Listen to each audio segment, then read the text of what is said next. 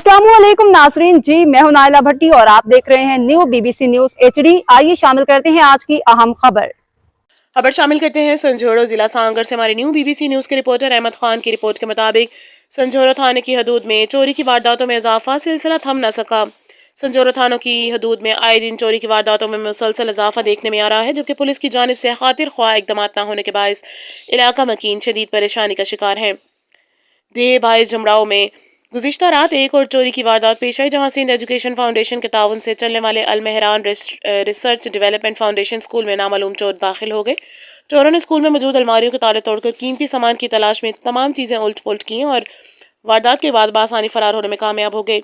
इलाका मकीनों का कहना है कि तालीमी इदारों में चोरी के वाक़यात न सिर्फ सिक्योरिटी की कमज़ोरी ज़ाहिर करते हैं, बल्कि बच्चों के तालीमी माहौल को भी शदीद नुकसान पहुँचा रहे हैं। शहरियों ने पुलिस हुकाम से मुतालबा किया कि गश्त बढ़ाया जाए और मुलजिमान को जल्द अज जल्द गिरफ्तार करके इंसाफ के कटहरे में लाया जाए।